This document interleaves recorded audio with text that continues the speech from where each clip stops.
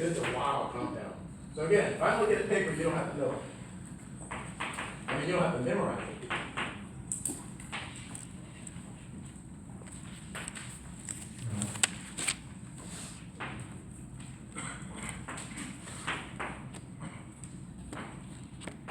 So this compound was invented when I was in grad school.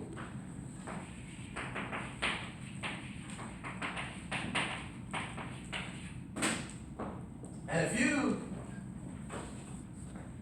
guys see it? It's wild. It doesn't fit any of the classes of steroids that I told you guys about.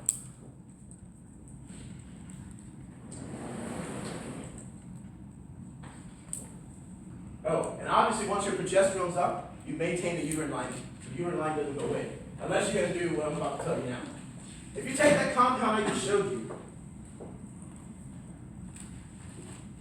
and you compete it against radioactive progesterone, and did a radioreceptor assay,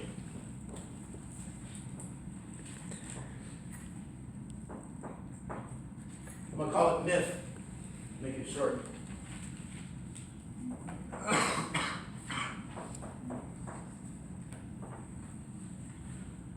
You compete it against radioactive progesterone, you get a curve that looks like that.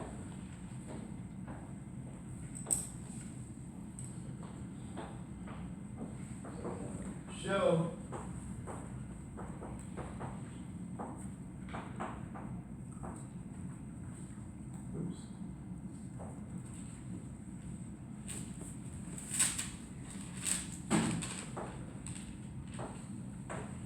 that should be radioactive P bound to receptor.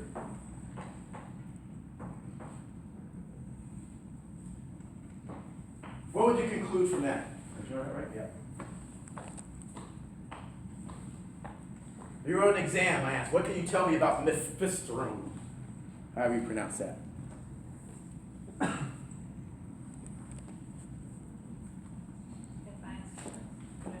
Binds the progesterone receptor. What else can you tell me?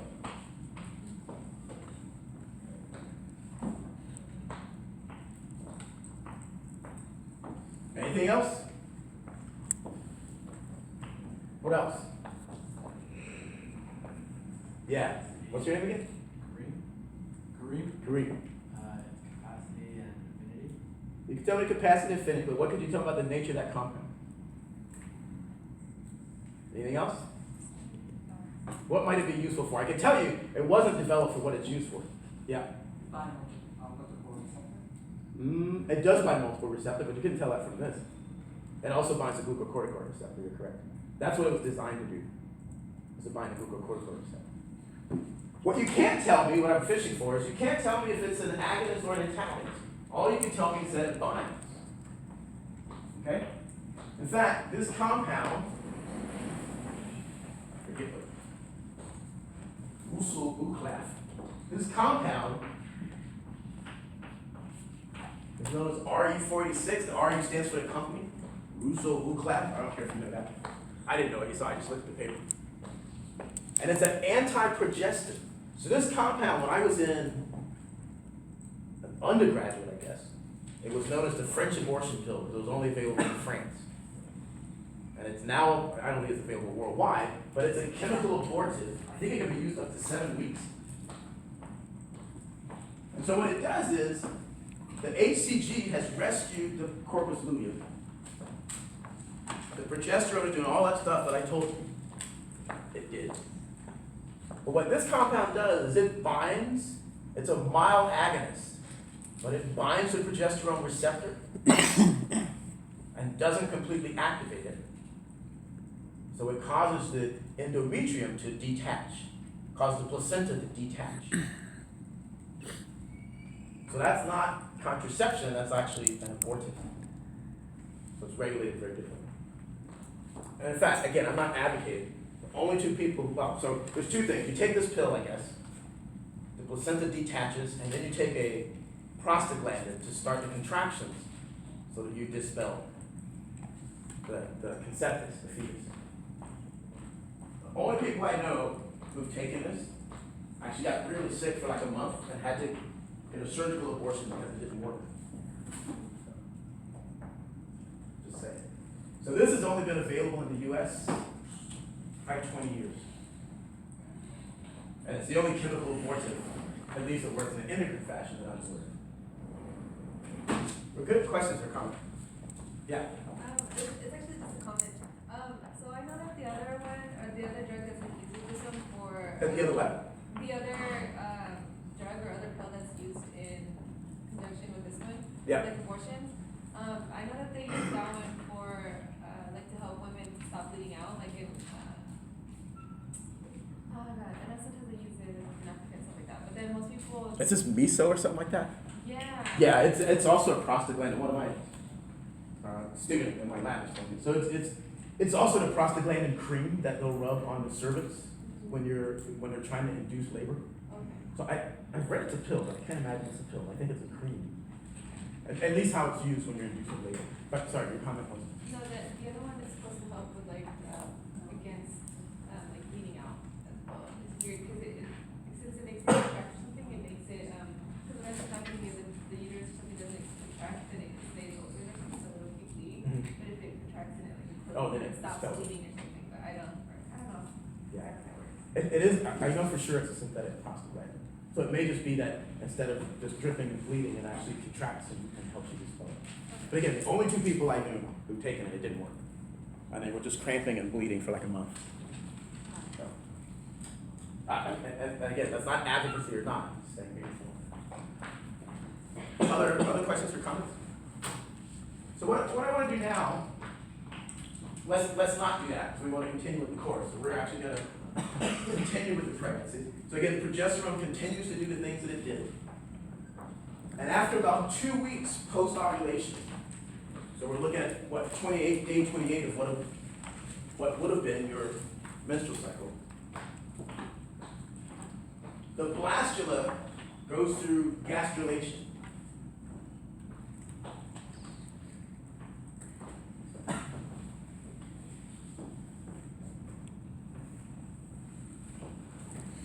And gastrulation is when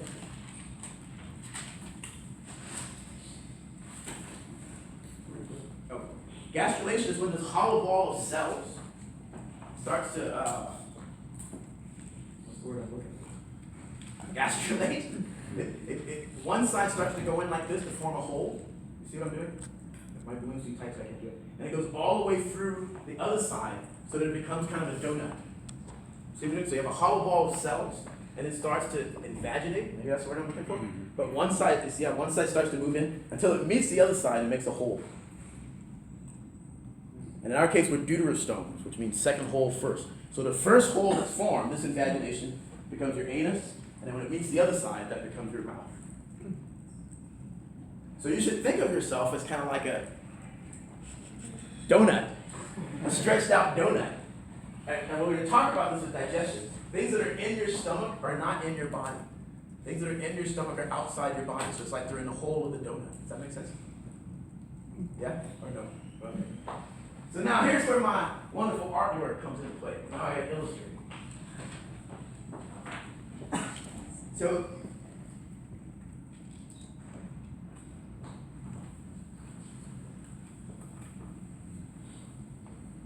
you have this hollow ball of cells that's gonna invaginate. So I'm gonna try to draw a donut cut in half. Bear with me. So the outside is here.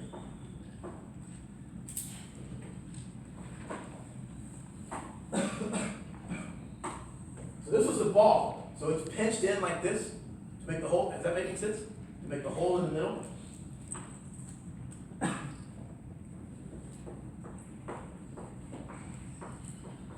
The outside is going to become what's called the ectoderm. And it's going to be important for George Bentley's lecture, because he's going to talk about ectoderm and endoderm and mesoderm-derived endocrine glands. The ectoderm is like everything that's outside your body. So your skin, and then there's a specialized ectoderm called neuroectoderm that I'll let George Bentley talk about. On the inside of your donut, should brought some donuts.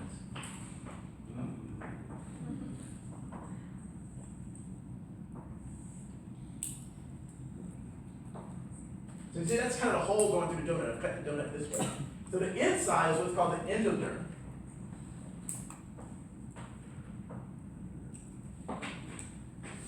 And then between those two layers is the middle. So endo means inside, ecto means outside.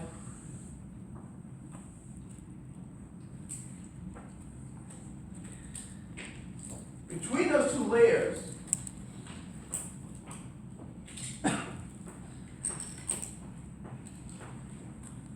is what's called the mesoderm, or the middle tissue. And that's the tissue that's going to become muscle, and your kidneys, and your adrenal gland, and your gonads, which I'm going to talk about on whenever we meet next. The hole in the middle of the donut is called a gastrocele, which sort of means the gastric hole. So that's the hole that will become your inside of your digestive tract.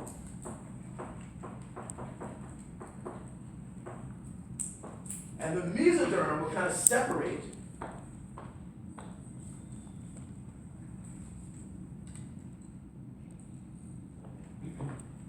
to become a word that I just forgot for a minute. This will become your coelom. I don't know how to spell it. But that's your body cavity. So your organs are hanging in this space, right? Like your body's not filled up with blood. There's a space called the coelom, the body coelom. I think there's another word for it, but I can't remember right now. I have some memory issues. So that mesoderm will separate and make that space that will ultimately become your body cavity. So that if you allow me to be artistic again, so if I now slice my body, if I slice my body this way, okay,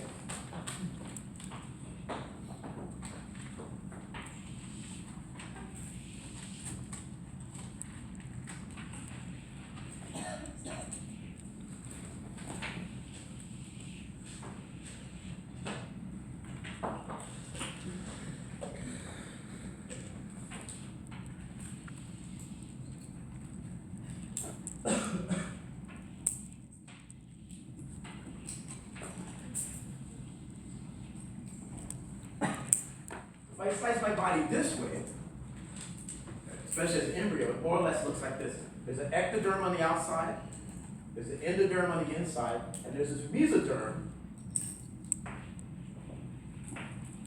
where this is the coelom, or the body cavity, where all my organs will hang into.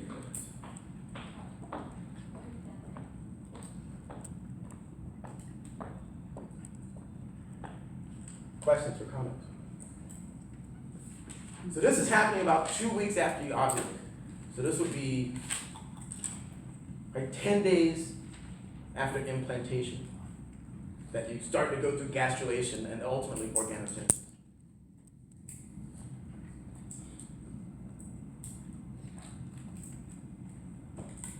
Questions or comments? So what I normally do now is go into the organogenesis and development of all the endocrine glands. But my colleague George Bentley is going to do that. So we're going to skip. Well, not sort of skip, but it's not the normal order I do things in.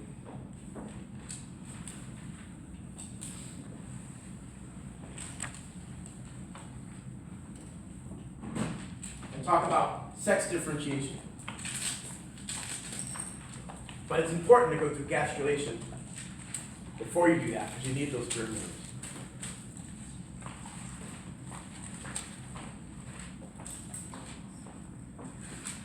So,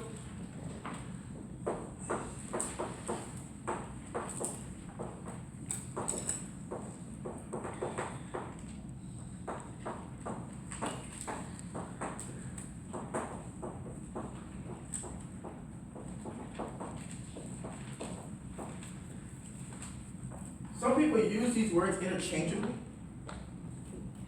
I don't. So sex is determined when the sperm meets the egg. It's determined at conception. In humans, in all mammals, it's genetic. Whether or not you're going to develop testes or ovaries is determined when the sperm meets the egg. Sex differentiation is the process by which you develop or differentiate testes or ovaries. I can't use the word in definition. So it's the process by which you make a testis or ovary. The only genetic difference between males and females is a sex-determining gene. Females have all the capacity to make testes. In fact, what you're going to see, even though the chromosomal default is female, the molecular default is male. If you have ovaries because you have genes that shut off your tendency to become male. Those genes are not on sex chromosomes. Does that make sense?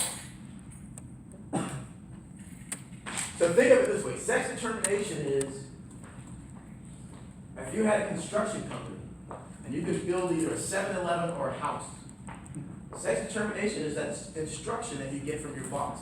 Build a 7-Eleven versus building a house. It's just a decision. Well, I think an analogy, Sabrina. Sex differentiation is the process of carrying out those instructions. There's a big difference.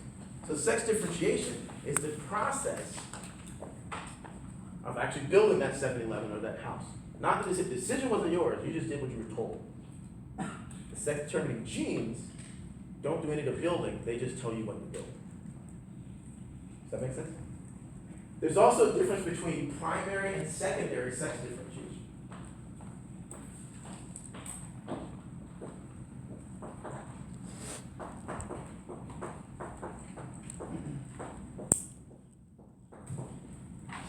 Primary sex differentiation is the only thing that's controlled genetically. Whether or not you have testes or an ovary, that's primary sex differentiation.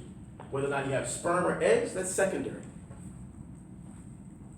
Whether or not you have a scrotum versus labia, or clitoris versus penis, that's all secondary. That's all controlled by hormones. That's all controlled by the gonads. The only genetic difference is whether or not you have testes or ovaries. Even whether or not you have sperm or egg, even that's not genetically controlled. That's not primary sex differentiation. Do you have a question? Oh, sorry. I have a question. In terms of the chromosomes, and then I must stop after that.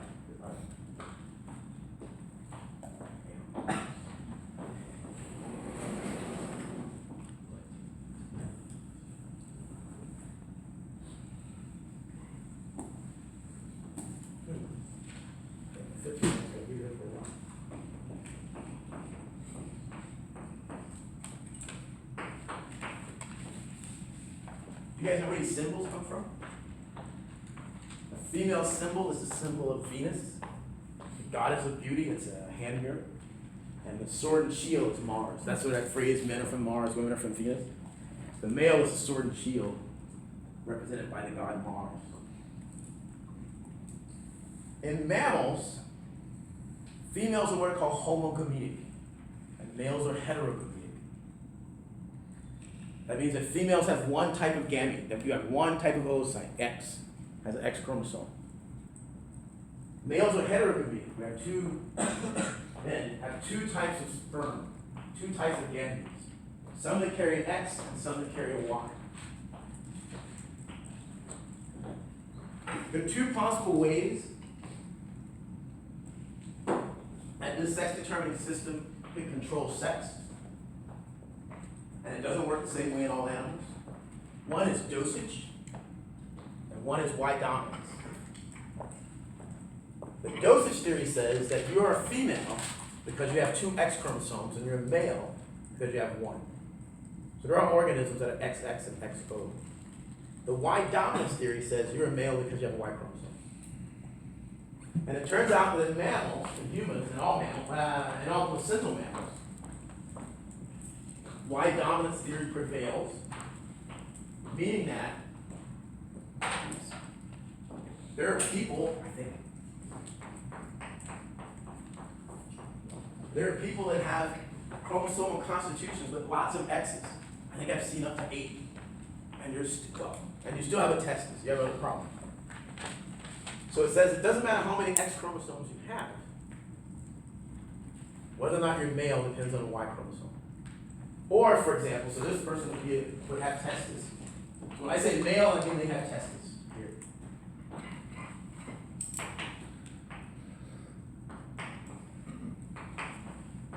Or, if you're XO, if you're missing a Y chromosome, you're female.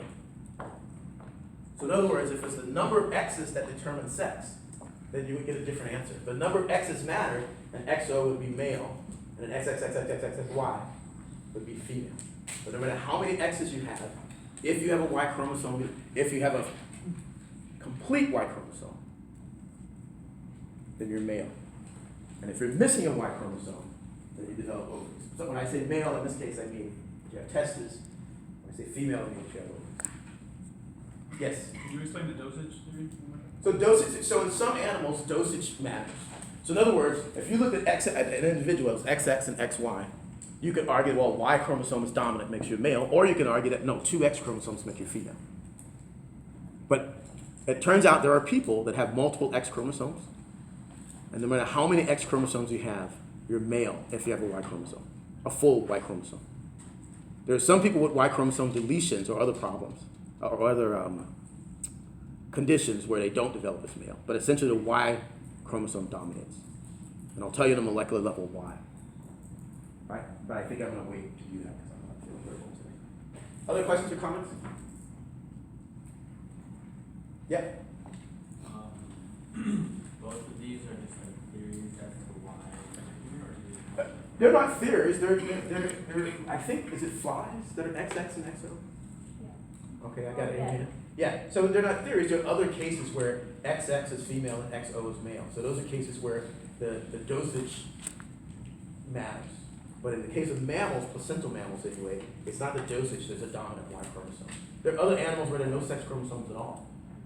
Right? There are other animals that are female heterogametic, so they're called ZZZW, where the males are ZZ. And so the males only have one type of sperm, and they feed like butterflies and birds. So it's not a theory, there's different explanations, and it just so happens that in placental mammals, there's this Y chromosome that's dominant. And that Y chromosome wasn't invented, evolved in placental mammals. Like even marsupials, I know you guys don't care about this, but even in marsupials and egg-laying mammals, they have like 8 sex chromosomes or something. So even other non-placental mammals have a different sex determining system. This was unique to placental mammals, and the Y chromosome is unique to placental mammals. Somebody else had a question? It was answered. Oh, you had this question? Wow. Similar. All right, are there other questions? Oh, so if not, we get 10-minute break today. Sorry. Other questions? Oh, I can't be in office hours tomorrow because I have to be in Vancouver. So I'll do office hours on Friday. If you're gonna come, what does 8:30 to 9:30 work good for you? Friday? Okay. If you're gonna come, what time do you want me to do it? 10? Afternoon. All right, I'll post it. I'll post it. And the same's going to be true next week. So whatever office I have this Friday will also be next Friday because I'm in France next week.